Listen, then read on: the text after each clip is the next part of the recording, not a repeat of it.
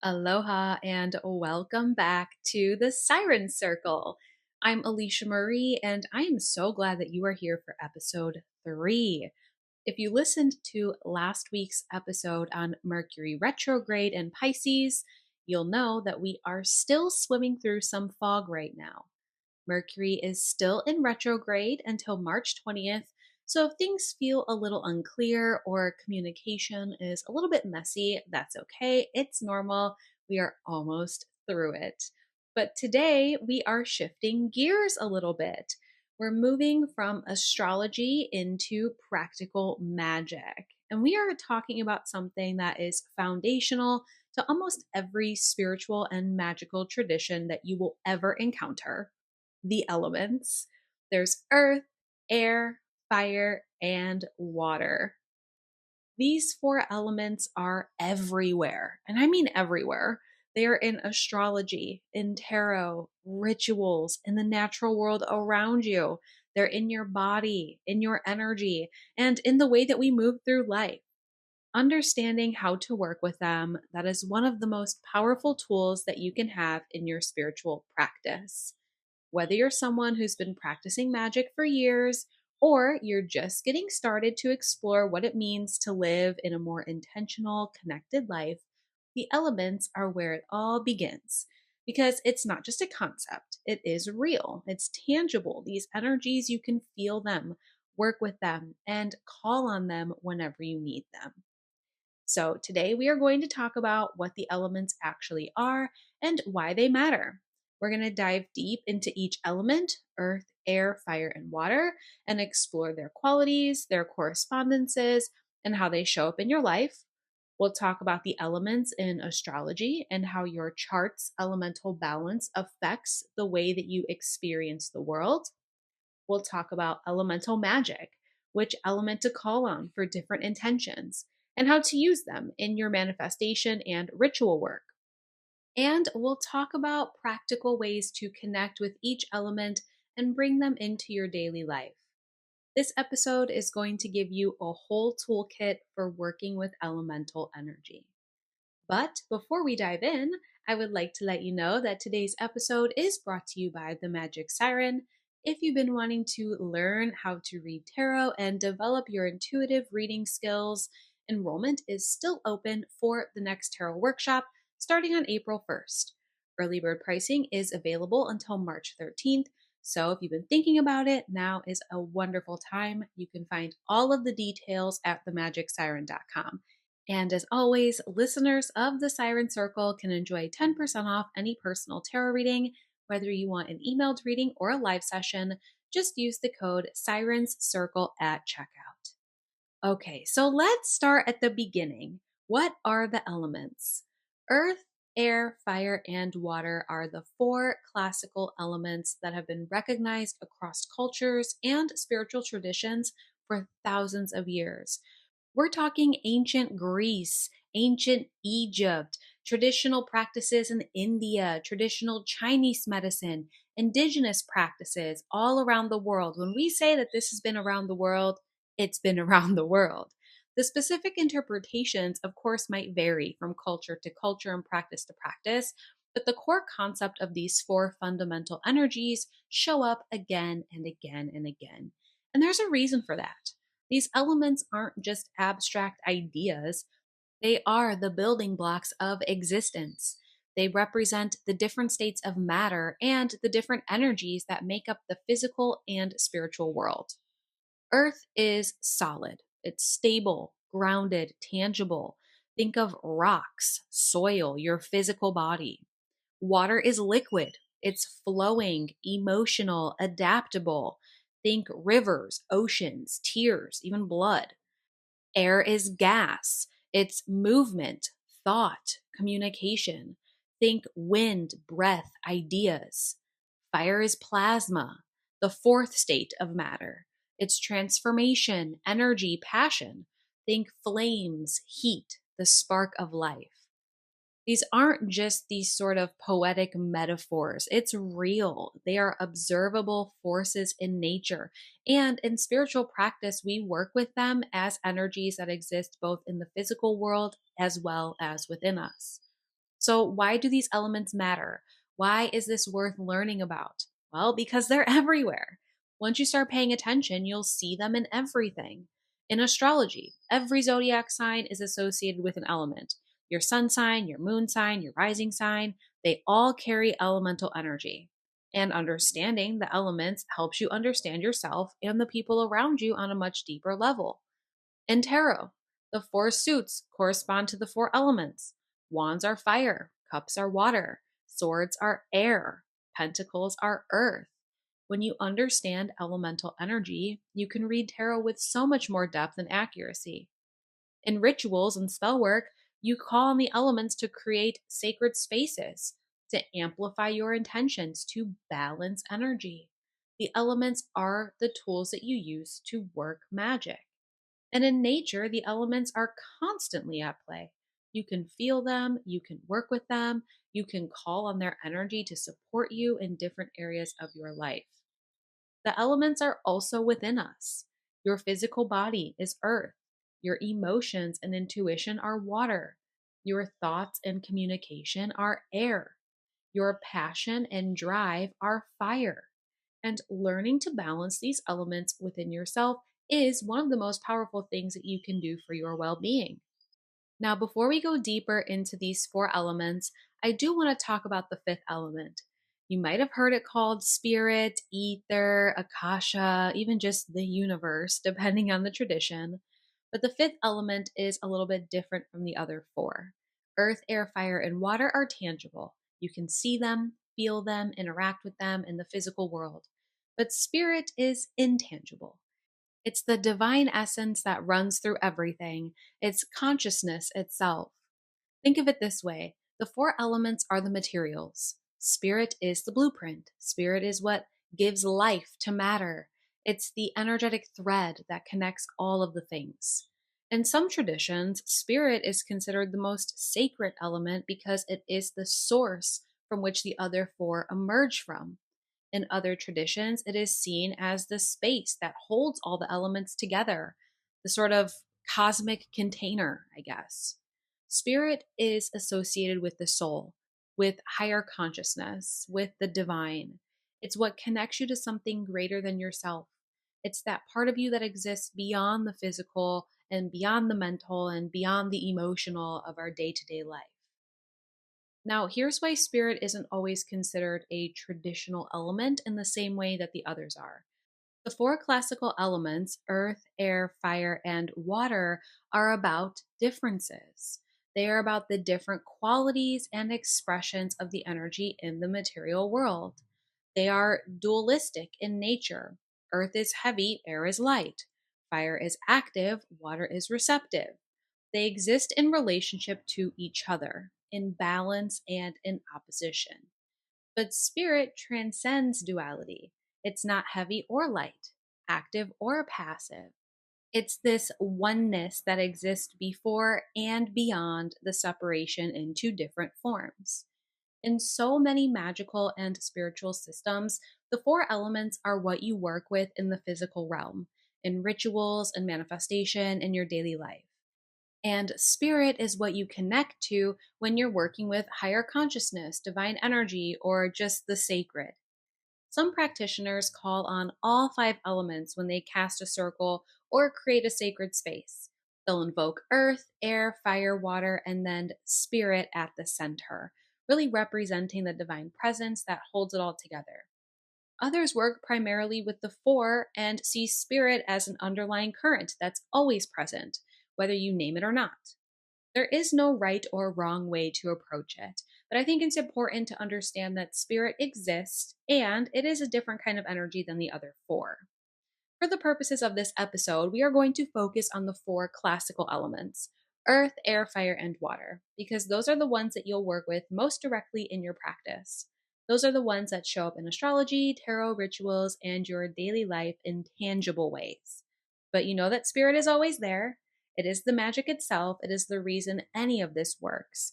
It is the divine intelligence that flows through all things.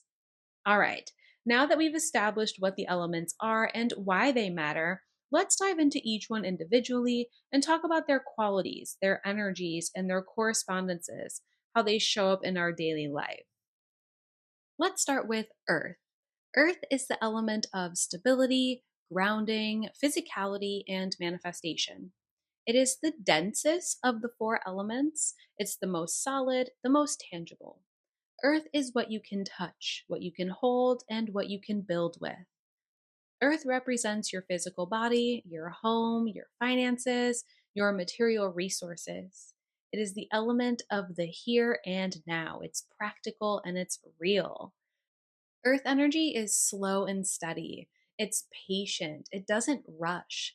Think about how long it takes for a tree to grow or for a mountain to form. Earth works on deep time.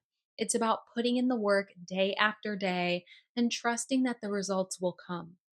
The qualities of Earth are stability, reliability, endurance, sensuality, fertility, abundance, structure, and groundedness. Earth is associated with these physical senses: touch, taste, and smell. It's pleasure in the body, it's the feeling of grass under your feet, the taste of good food, the smell of soil after a rain. Earth teaches you to be present in your body and to enjoy the physical world. In terms of correspondences, Earth is connected to the direction of north in many traditions. It is associated with the season of winter, though some traditions link it to autumn, the time of harvest and grounding. Earth's colors are green and brown, the colors of the natural world. Crystals and stones are earth element tools. Herbs, plants, and anything that grows from the soil carry earth energy. Earth signs in astrology are Taurus, Virgo, and Capricorn. And we're going to talk more about that in the next section of this podcast. But just know that earth sign people tend to be grounded, practical, reliable, and focused on building something real and lasting. So, how does earth show up in our life? Well, earth is your daily routines.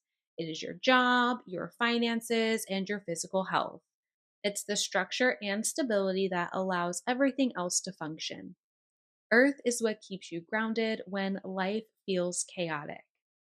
If you have strong earth energy, you're probably someone who values security, consistency, and tangible results. You might be really good with money, good at building systems, and good at taking care of your physical needs. You're the person that people can count on. But if your earth energy is out of balance, either too much or too little, it shows. Too much earth, and you might feel stuck, rigid, overly focused on material things, maybe even resistant to change. Too little earth, and you might feel ungrounded, scattered, disconnected from your body, or struggling to manifest things into the physical world. Balancing earth energy means finding that sweet spot between stability and flexibility. It's about being grounded without being stuck. It's about enjoying the physical world without being overly attached to material things. Now, let's talk about water. Water is the element of emotion, intuition, healing, and flow. It's liquid, adaptable, and always moving. Water takes the shape of whatever container it's in, but it's also powerful enough to carve through stone over time. Water represents your emotional body, your intuition, your subconscious mind, your dreams. It's the element of feeling, of empathy, of your psychic sensitivity. Water is very receptive. It's feminine in the classical sense, meaning it receives, it nurtures, it holds space. Water is compassionate, understanding, and deeply connected to the unseen realms. The qualities of water are emotion, intuition, healing, cleansing, flow, adaptability, depth, mystery, and compassion. Water is the element of the unconscious. It's what you feel but can't always articulate. It's the dreams that visit you at night, the gut feelings that guide you, the tears that release what you've been holding. In terms of correspondences, water is associated with the direction of west. It is connected to autumn in many traditions and the time of release and letting go. Water's colors are blue, silver, and sea greens. Shells, cups, chalices, and anything from the ocean really carry water energy. Water itself, whether it's in a bowl of water on your altar, a ritual bath, or time spent by the ocean, is the most direct way to connect with this element. Water signs in astrology are Cancer, Scorpio, and Pisces. Water sign people tend to be emotional, intuitive, empathetic, and deeply connected to their inner world.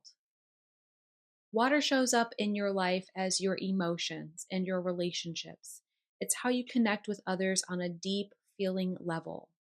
It is your capacity for empathy, for compassion, and for understanding what's unspoken. If you have strong water energy, you're probably highly intuitive. You feel things deeply. You may even be a psychic or an empath. You're the friend that people come to when they need to be held and understood. You're connected to the mystical, the spiritual, and the unseen. But too much water, and you might feel overwhelmed by emotions, yours and everyone else's. You might struggle with boundaries. You might get lost in feelings and have a hard time thinking clearly or taking action. You might escape into fantasy or avoid dealing with practical reality.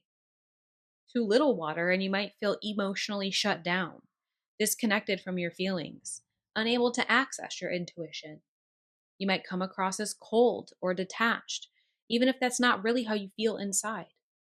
Balancing water energy means learning to feel without drowning. It's about honoring your emotions without being controlled by them. It's about having healthy boundaries so you can be compassionate without taking on everybody else's pain. Next is air. Air is the element of thought, communication, intellect, and ideas. It's invisible, but it is powerful. You can't see the wind, but you can feel it, and you can see its effects. Air represents your mind, your thoughts, your ability to communicate and connect through words and ideas. It is the element of learning, curiosity, and mental agility. Air energy is very fast. It's movement. It's the spark of inspiration or that light bulb moment. It's that aha realization. Air is about perspective. It's being able to see things from different angles, to think outside the box, and to understand the bigger picture. The qualities of air are intellect, communication, logic, clarity, curiosity, freedom, movement, and social connection. Air is the element of breath. Every inhale brings in new energy, new ideas, and new possibilities, while every exhale releases what is no longer needed. Breath is the bridge between the physical and the spiritual, between the conscious and the unconscious. In terms of correspondences, air is associated with the direction of east. It is connected to spring, the time of new beginnings and fresh ideas. Air's colors are yellow, white, and pale blues, the colors of the sky and sunrise. Feathers, incense, bells, and anything that moves with the wind really carry air energy. Smoke and breath are air element tools in ritual. Now, air signs in astrology are Gemini, Libra, and Aquarius.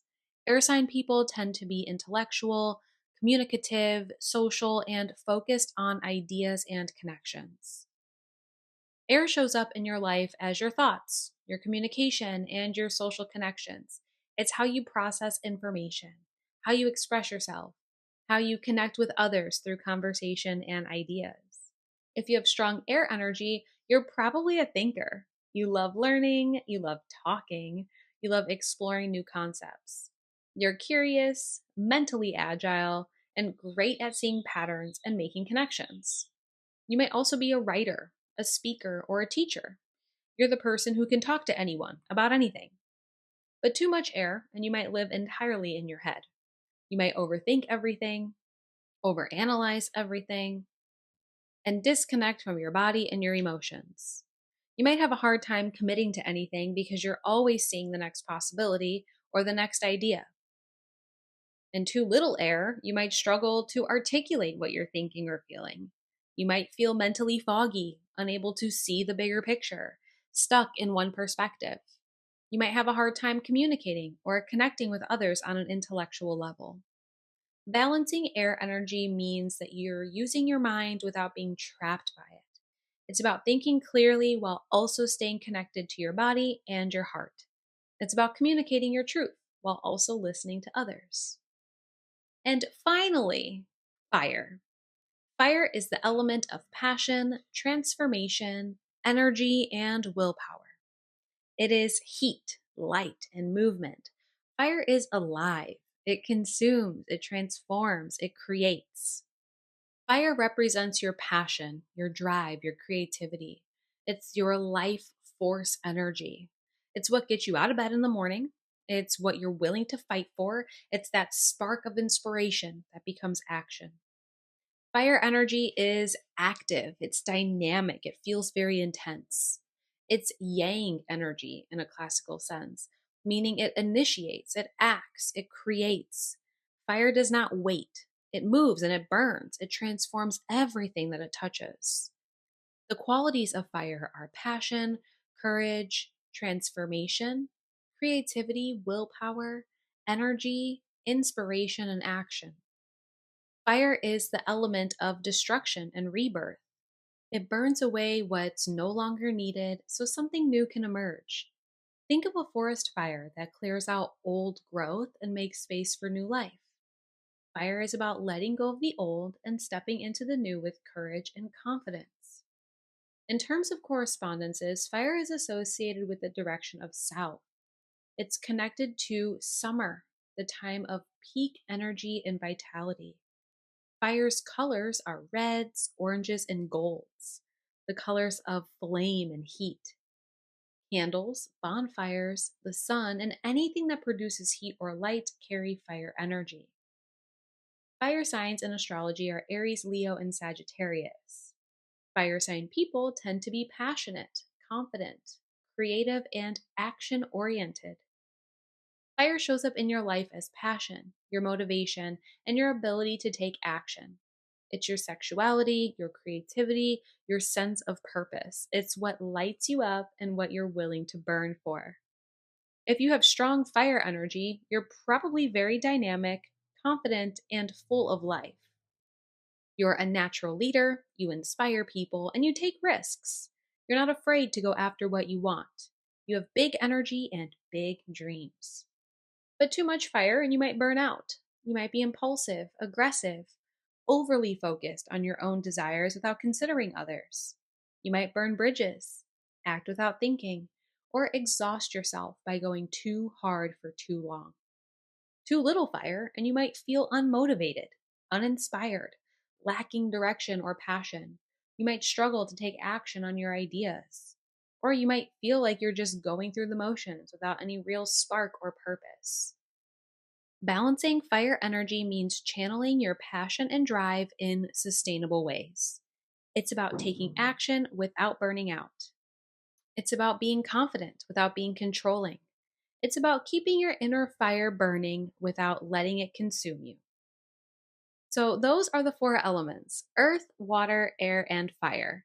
Each one has its own qualities, its own energy, its own gifts, and its challenges. And the key to working with them is always balance. You need all four. You need earth to ground you, you need water to help you feel, you need air to help you think, and you need fire to help you act. And most of us naturally lean towards one or two elements more than the others. That's where astrology comes in. Let me give you an example. I am primarily an air element person. I have a ton of Gemini in my chart, which is an air sign, and it really shows. I am a communicator. I love to talk. I love teaching. I love exploring new ideas. I tend to think outside the box. I can literally talk to anyone about anything. I am a very social creature, and I have learned to use my air element to my benefit. I mean, look at this podcast. Look at all the live shows that I do on social media, the way that I build connection through words and conversation. That is all air energy in action. But I've also had to learn to balance it. When I'm too much in my air element, I could get stuck in my head. I overthink, I disconnect from my body and my emotions, and I tend to analyze instead of feel it. I talk instead of act. So I've had to intentionally bring in more earth, grounding practices, physical movement, routines that keep me anchored. I've had to bring in more water, letting myself feel, honoring my intuition, spending time near the ocean. And I've had to bring in more fire, taking bold action, trusting my passion, and letting myself burn bright instead of just thinking about burning bright. Understanding my elemental makeup through astrology has been one of the most valuable tools in my spiritual practice.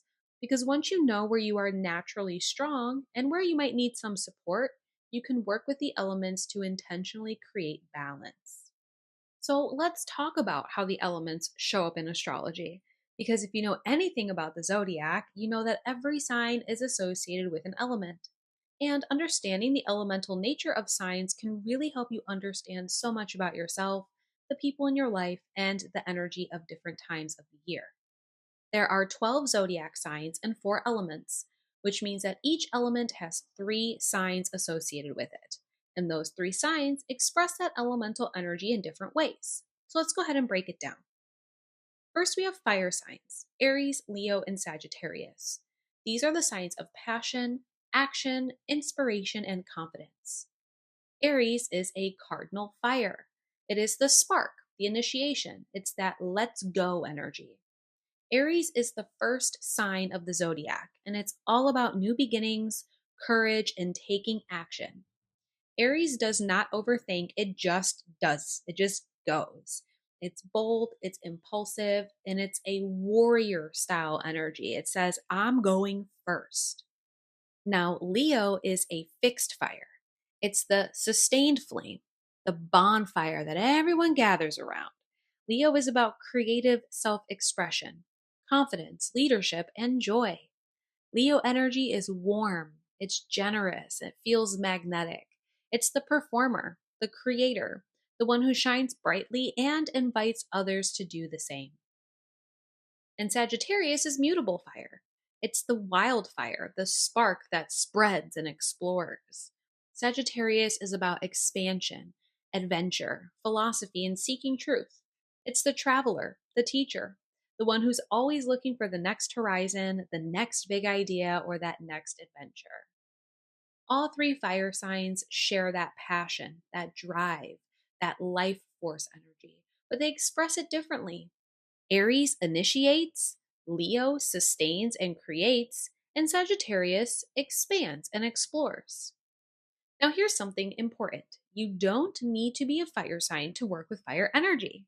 During Aries season, Leo season, and Sagittarius season, we all have access to fire energy regardless of what our sun sign or our moon sign or even our rising sign is. Aries season tends to run from mid March through mid April, right around the spring equinox. It's the beginning of the astrological new year. It's a time where everyone can tap into that initiating fire energy, starting new projects, taking bold action, and stepping into courage. Leo season is usually mid July through mid August. It's the height of summer. This is when fire energy is at its peak. It's time for creative expression, for play, for shining your light, or celebrating yourself and your gifts. Even if you're a water sign, you can use Leo season to tap into that confident, radiant fire energy. And Sagittarius season is from mid November through mid December, really getting ready to lead into winter. This is a time for expansion, for learning, and for exploring new philosophies as well as perspectives.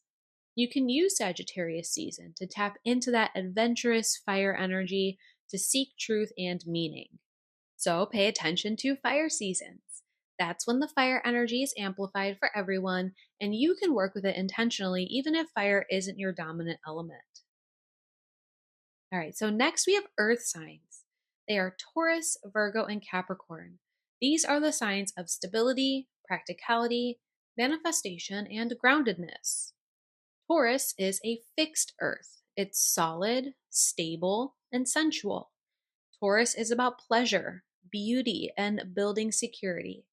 It's the sign that says, I have it, I hold it, and I enjoy it. Taurus energy is slow and steady. It's patient and reliable. It values comfort, quality, and the simple pleasures of the physical world. While Virgo is mutable earth. It's practical, analytical, and service oriented. Virgo is about refinement, improvement, and paying attention to the details. It's a sign that says, I analyze, I serve, and I perfect. Virgo energy is focused on health, daily routines, and making things work better. And finally, Capricorn is cardinal earth. It's ambitious, disciplined, and focused on long term goals. Capricorn is about structure, responsibility, and building something that lasts. It's the sign that says, I build it, I achieve it, and I master it. Capricorn energy is about putting in the work, climbing the mountain, and creating a legacy. All three earth signs are practical and grounded, but they express it differently. Taurus enjoys and savors, Virgo analyzes and refines, while Capricorn builds and achieves. And just like with fire, you don't have to be an earth sign to work with earth energy during the earth seasons. Taurus season is mid April through mid May. It's really that mid spring time. This is a time when earth energy is lush and fertile. It's a time to ground into your body, to enjoy physical pleasures, to build stability and security in your life. Even if you're an air sign, you can use Taurus season to slow down, savor, and ground yourself. Virgo season is mid August through mid September. It's that late summer into early fall. This is the harvest time. It's a time for organizing, refining, and taking care of the details. You can use Virgo season to get your systems in order, to focus on your health, your routines, and to analyze and improve areas of your life. And Capricorn season is mid December through mid January. It's the beginning of winter and the start of a new calendar year. This is a time for setting goals, planning for the long term, and committing to the work. Even if you're a fire sign, you can use Capricorn season to get disciplined, to create structure, or to focus on your ambitions. Earth seasons are when we all have access to that grounding, stabilizing, manifestation energy. So use them wisely. Now, air signs are Gemini, Libra, and Aquarius. These are the signs of intellect, communication, ideas, and social connection. Gemini is mutable air. It's curious, versatile, and communicative. Gemini is about gathering information, making connections, and sharing ideas. It's the sign that says, I think, I communicate, and I explore. Gemini energy is quick, adaptable, and endlessly curious. It's the networker, the student, or the storyteller. Libra is cardinal air. It's focused on balance, harmony, and relationships. Libra is about partnership, aesthetics, and seeing multiple perspectives. It's the sign that says, I balance it, I relate it, and I'll harmonize it. Libra energy is diplomatic, fair minded, and focused on creating beauty and connection. And finally, Aquarius is fixed air. It's innovative, visionary, and focused on the collective.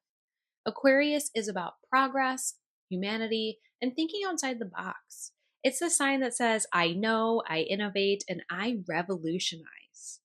Aquarius energy is unconventional, but it is forward thinking and it's focused on a bigger picture. All three air signs are intellectual and social, but they express it differently. Gemini gathers and shares, Libra balances and relates, and Aquarius innovates and revolutionizes. You don't have to be an air sign to tap into air energy during air seasons. Gemini season is mid May through mid June. So it's that late spring into early summer. This is a time when air energy is buzzing with ideas and connections. It's a time to learn, communicate, and socialize. We're exploring new concepts. Even if you're an earth sign, you can use Gemini season to get curious, to connect with people, to think in new ways. Libra season is mid September through mid October. It's that fall equinox. This is a time for balance, for relationships, and for beauty and harmony. You can use Libra season to focus on your partnerships, to create more balance in your life, or just to appreciate the aesthetics and connection of the things around you. An Aquarius season is mid January through mid February. This is that deep winter. It's a time for innovation, for thinking about the collective, and for breaking free from old patterns.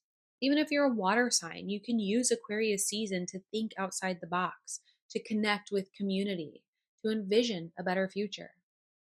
Air seasons are when mental clarity, communication, and social connection are amplified for everyone, regardless of your signs. And finally, water signs are Cancer, Scorpio, and Pisces. These are the signs of emotion, intuition, depth, and healing. Cancer is cardinal water. It's nurturing, protective, and deeply connected to home. Cancer is about emotions, care, and creating a safe space. It's a sign that says, I feel, I nurture, and I protect. Cancer energy is sensitive, compassionate, and focused on emotional security. Scorpio is fixed water. It's intense, transformative, and unafraid of the depths. Scorpio is about power, intimacy, and facing what's hidden. It's the sign that says, I desire it, I'll transform it, and I'll resurrect it. Scorpio energy is passionate, magnetic, and focused on truth and transformation. And finally, Pisces is mutable water. It's dreamy, mystical, and deeply spiritual. Pisces is all about compassion, imagination, and dissolving boundaries. It's a sign that says, I believe, I dream, and I transcend. Pisces energy is very empathetic, artistic, and connected to the divine. All three water signs are emotional and intuitive, but they express it differently. Cancer nurtures and protects, Scorpio transforms and deepens, and Pisces dreams and transcends.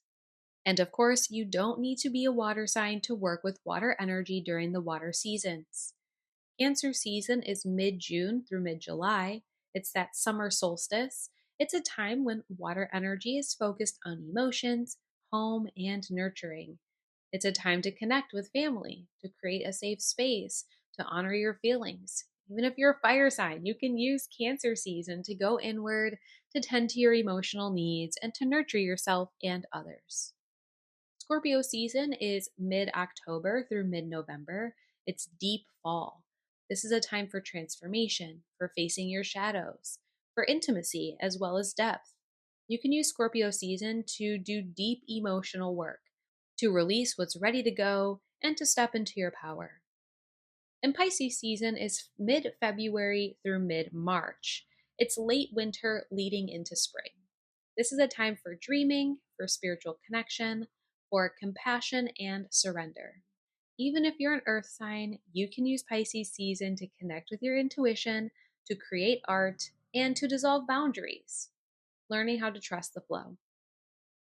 Water seasons are when emotional depth, intuition, and spiritual connection are amplified for everyone. So that's how the elements show up in astrology. Every sign carries an elemental energy, and every season brings that element to the forefront for all of us to work with. But here's where it gets really fun and interesting: your natal or birth chart.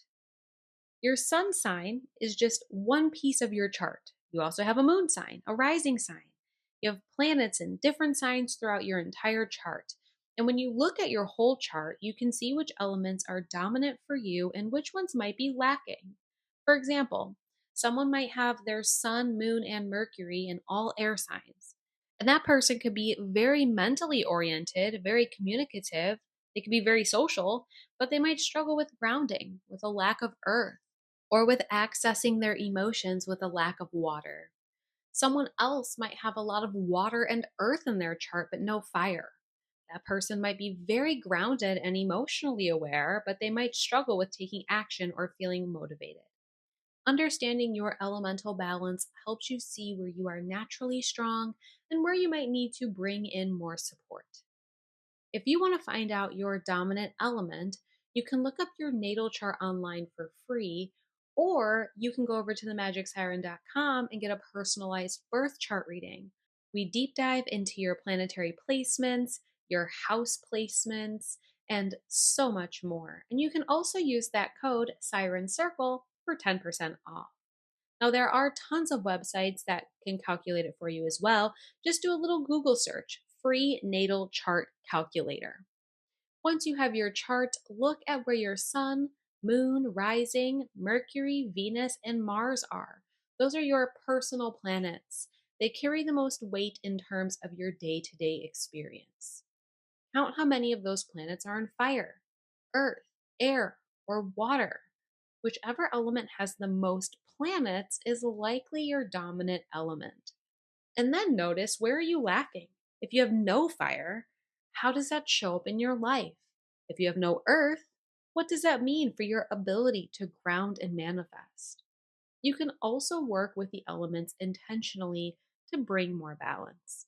If you're lacking fire, you can do fire practices, lighting candles, dance, take action on your passions. If you're lacking water, you can take baths or spend time near water. Journal about your emotions.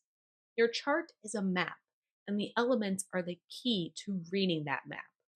Okay, so this is the part of the podcast where it gets really fun.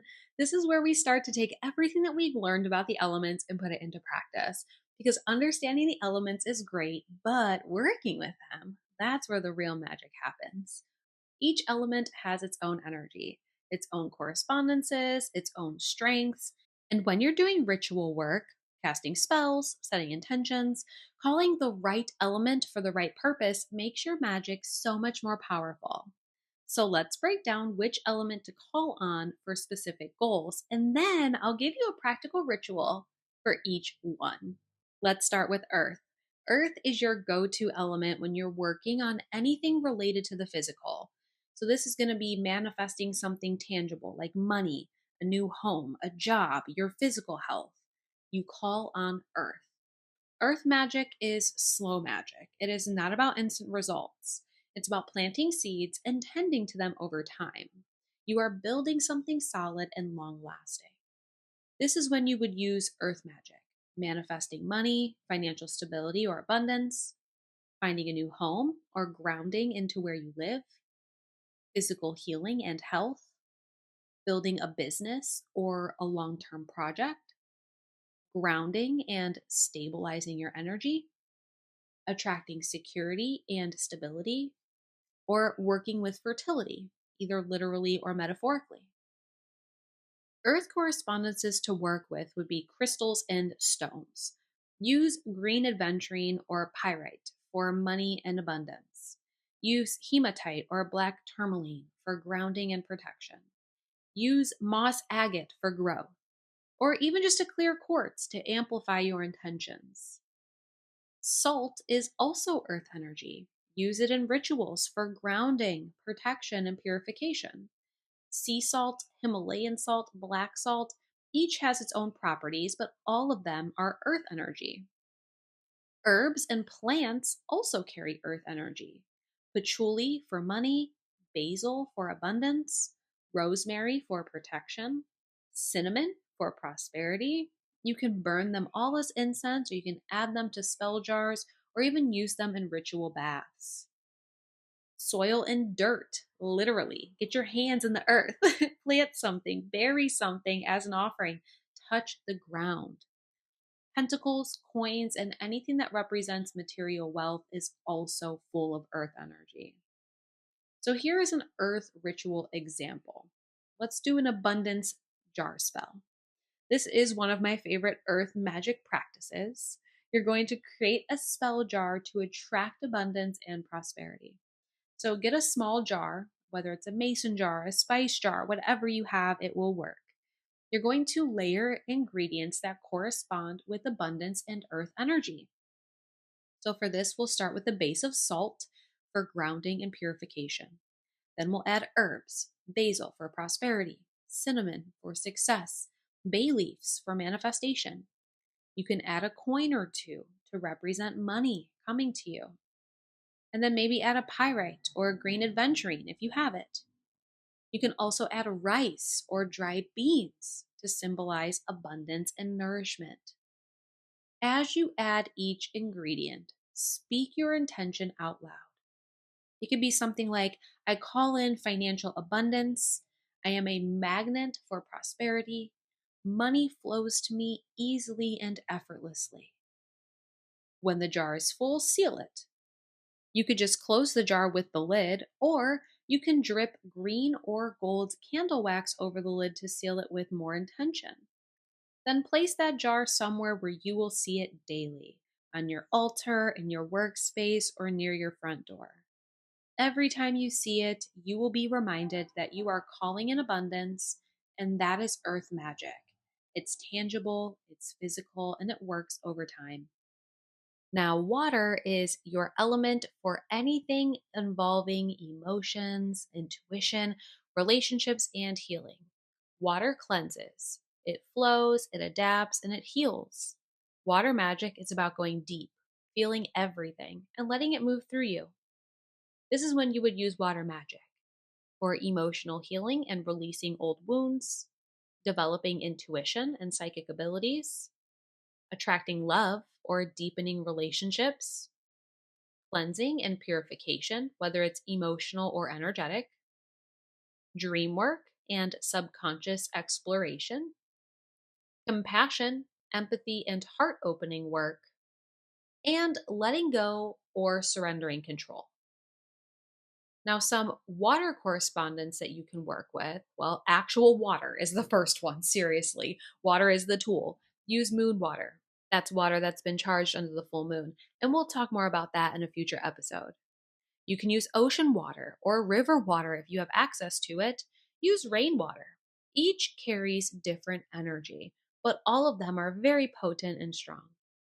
Shells, pearls, and anything from the ocean also carry water energy. Cups and chalices are also great. When you're doing a ritual, drinking from a special cup or chalice can be a way to embody water energy. Blue and silver candles really correlate with water energy, and herbs like chamomile for peace, rose for love, lavender for healing, and jasmine for intuition are great with water rituals.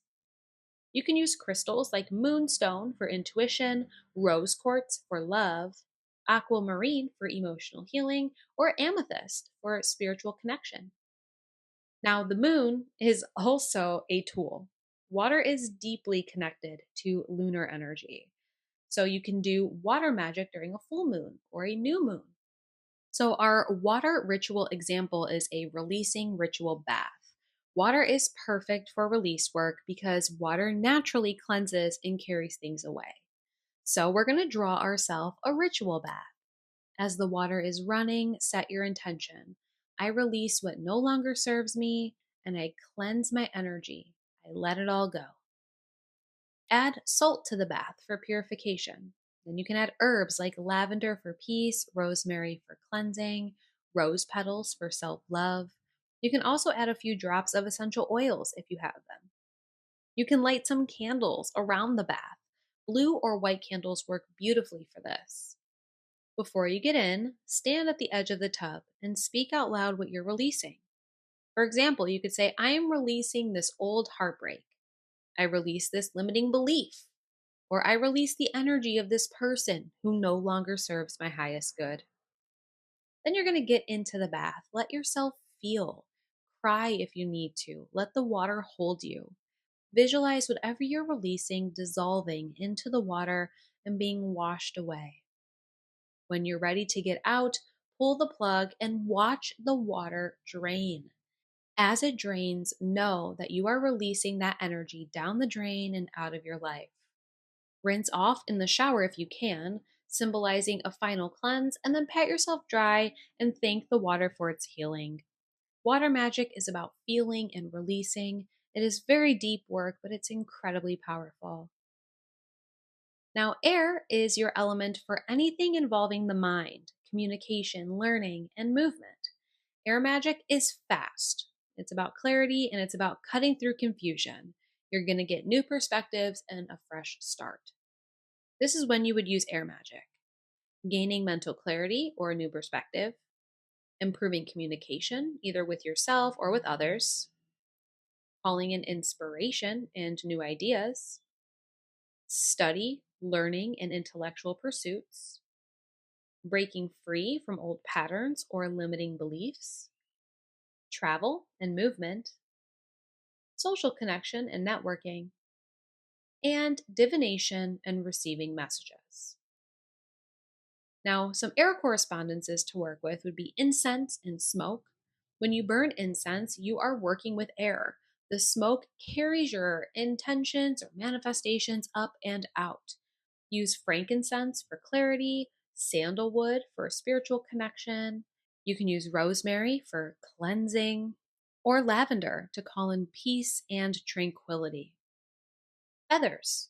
They are light, they move with the wind. Place them on your altar or use them to direct smoke during rituals. Bells and chimes also are air energy. Sound is air energy. Ring a bell to clear a space. Call in some new energy. Mark the beginning or the end of a ritual. Even clapping works really well for this. Your breath as well. Breath work is air magic.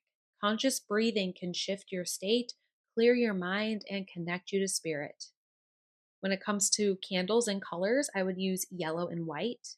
And crystals like citrine for clarity, as well as abundance and joy, clear quartz for amplification, or even fluorite for mental focus. Now, obviously, the wind itself, you can open a window during a ritual and let the breeze come in, or you can stand outside and feel the wind on your skin. A air ritual example is clarity and release through smoke. This is a simple but powerful air ritual for gaining clarity and releasing mental blocks. So we're going to start by writing down on a small piece of paper what we want clarity on. Or you can even write down a limiting belief that you're ready to release. Try and be specific. For example, I release the belief that I am not good enough, or I ask for clarity on my next career move. You're going to light a candle. Yellow or white work very well. You also want to have a fireproof bowl or a cauldron nearby. Hold the paper in your hands and speak your intention out loud. I release this belief. I call in clarity. I open my mind to new possibilities. Light the paper on fire using the candle flame and place it in the bowl. Watch it burn. As the smoke rises, know that your intention is being carried up and out into the universe. If you have incense, light that as well. Let the smoke fill your space. You can use a feather to waft the smoke around you, cleansing your energy field as well as your aura. You'll take a few deep breaths, inhale clarity and exhale confusion, inhale new ideas and exhale old patterns.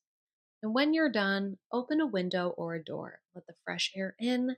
This is symbolically inviting in space for new energy to enter. Air magic is quick and it is effective. It cuts through the fog and brings in clarity. And finally, we have fire. Fire is your element for anything that requires transformation, courage, passion, or bold action.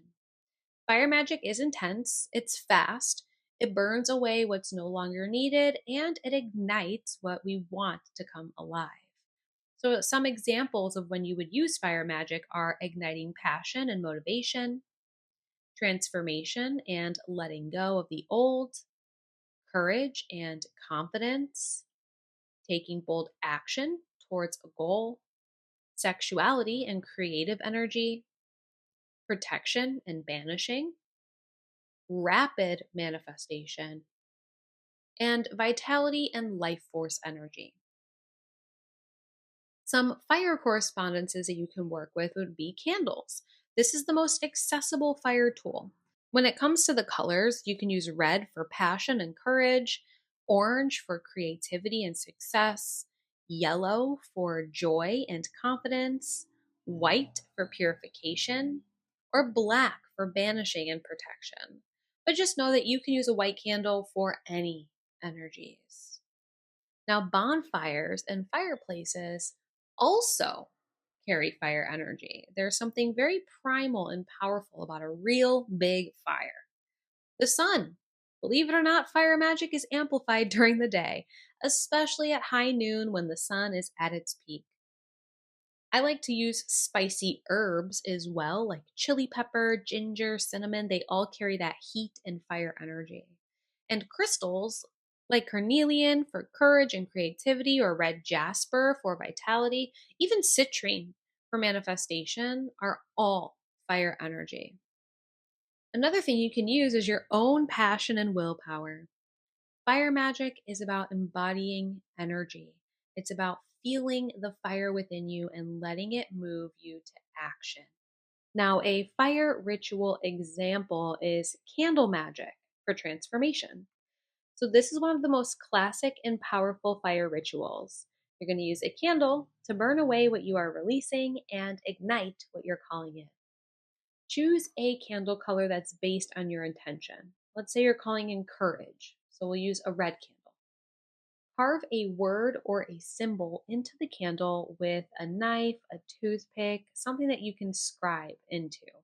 And you can do a word like courage or strength, or even a symbol that represents what you're calling in. Now we can anoint the candle with an oil if you have it. Olive oil works, or you can use a magical oil blend. I tend to share a lot of oil blends on my social media accounts, so you can always go back and scroll through those videos as well. As you rub the oil into the candle, go ahead and speak your intention out loud. I am courageous, or I take bold action. I'm stepping into my power. Then we're going to light the candle. And as it burns, visualize what you're calling in. Feel it, embody it. Let the flame represent the spark of energy that is igniting within you. You can also write down what you are releasing on a separate piece of paper and burn it in the candle flame. Watch it turn to ash. That old version of you, that old fear or that old pattern, it's gone. Let the candle burn all the way down if it is safe to do so. And as it burns, your intention is being sent out to the universe. The fire is doing the work. If you can't let it burn all the way down in one sitting, that is totally okay. You can relight it each day and spend a few minutes with it until it's completely burned out. Fire magic is powerful, it's very transformative, and it doesn't mess around. All right, so we've talked about elemental magic and rituals, and you know how to work with each element for specific intentions. But here's the thing: elemental magic does not have to be reserved for big ritual moments.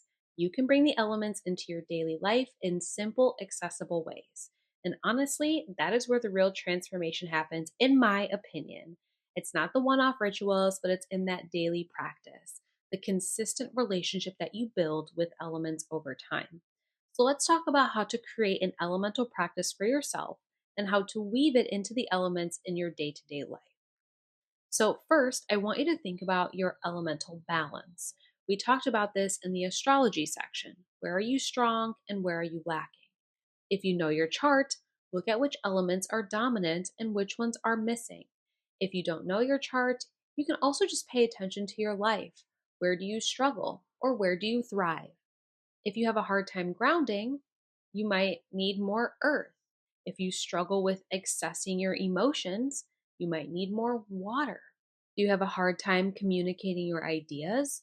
You might need more air. Or do you lack motivation? You might need more fire. Once you know which element you need more of, you can create a practice around it. An elemental practice does not have to be complicated. It could be something as simple as: I'm going to spend 5 minutes a day connecting with earth by putting my bare feet on the ground. Or I'm going to take a ritual bath once a week to connect with water. Or even I'm going to journal every morning to clear my mind and work with air energy. Or I'm going to light a candle every night and spend a few minutes in fire energy. Start small, pick one element, and build a relationship with it. And then, over time, you can expand your practice to include all four of them. The goal isn't going to be perfectly balanced all the time. Your goal is ultimately to be aware of what you need in any given moment and to have the tools to bring that energy in. Now, let's talk about how to bring the elements into your daily life in ways that don't require any form of ritual, because elemental magic can be woven into the mundane, into your routines, into the things that you're already doing. So, earth in our daily life, we can spend more time in nature. We can walk barefoot on the grass, even sit with your back against a tree. Try gardening or plant something, even if it's just a little herb in a pot in your windowsill. Working with your hands, cooking, baking, sculpting, building something, that is very much earth energy. It is all about creating something tangible. You can also create a morning routine that grounds you. Maybe that's a few minutes of stretching or making your bed or even just drinking your coffee slowly instead of rushing out the door. Also, eat mindfully. Taste your food, notice the textures, the flavors. Food is very much earth energy, it's nourishment from the land.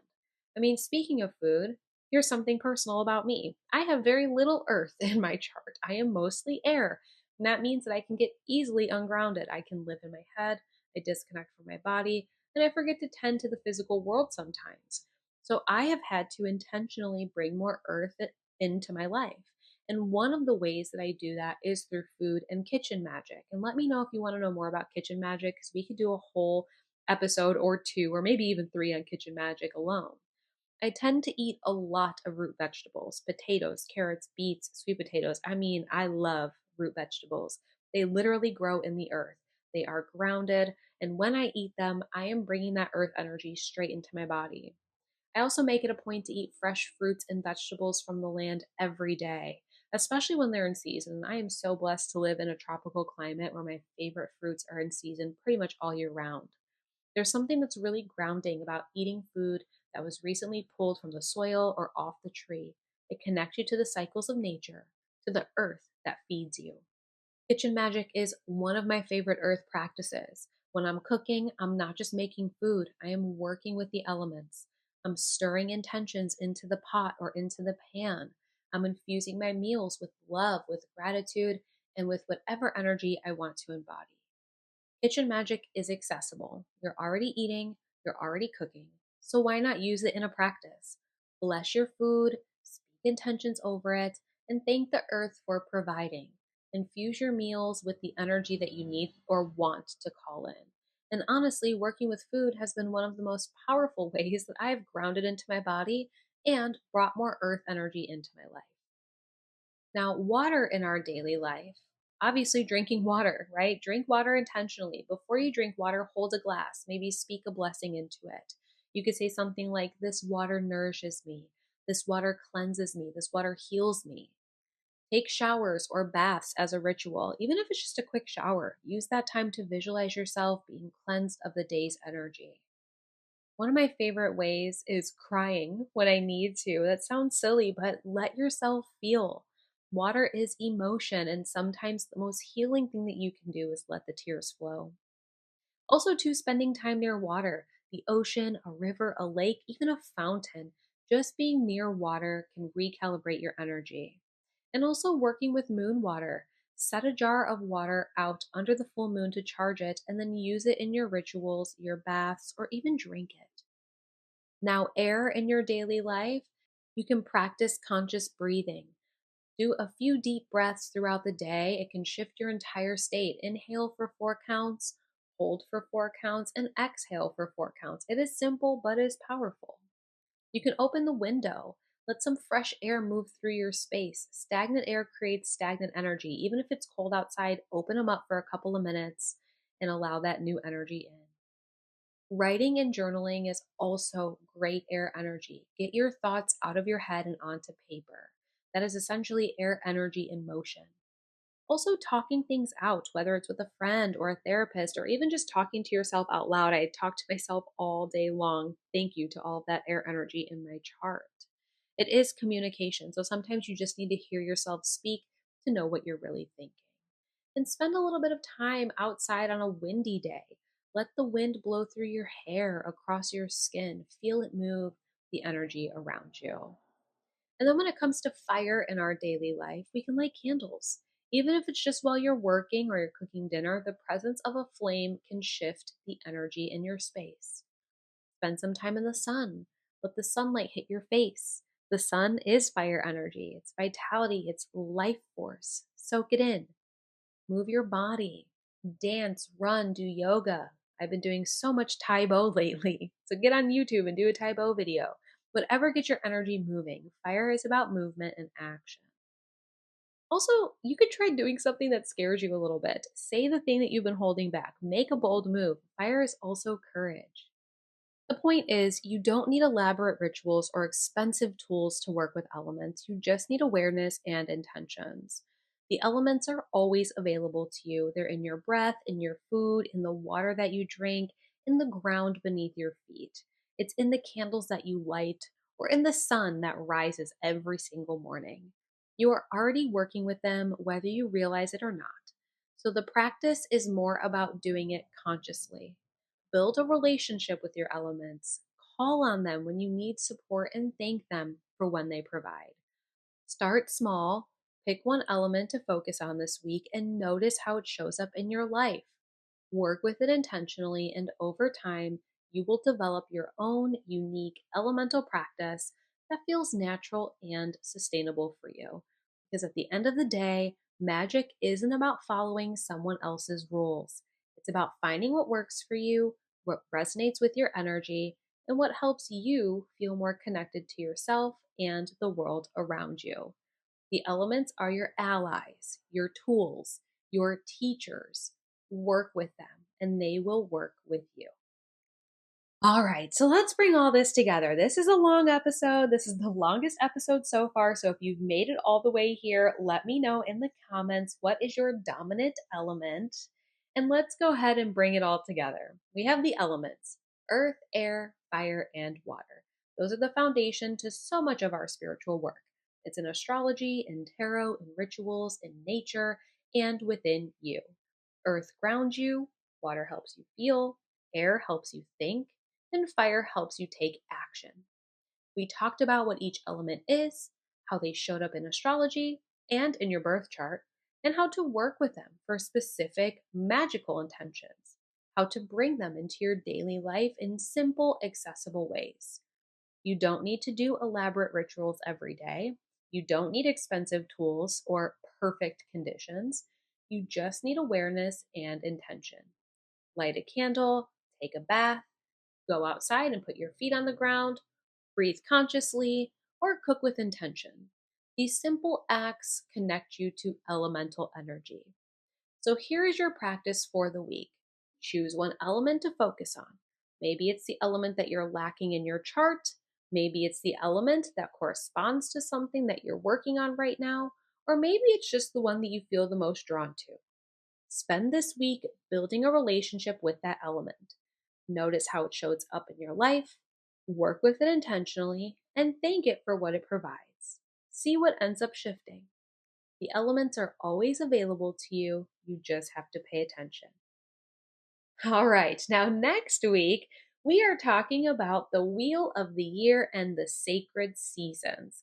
We're going to dive into the 8 Sabbats, what they are, what they mean, and how to celebrate them spiritually.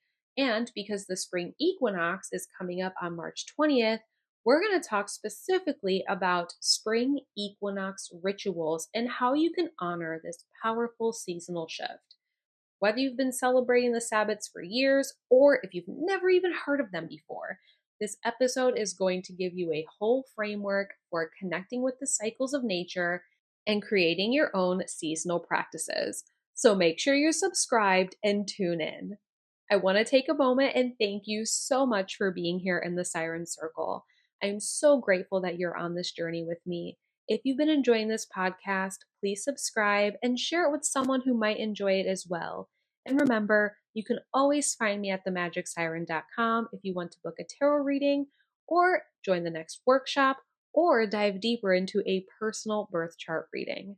Until next week, work with the elements, trust the magic, and stay connected to the earth beneath your feet. I'll see you there. Aloha.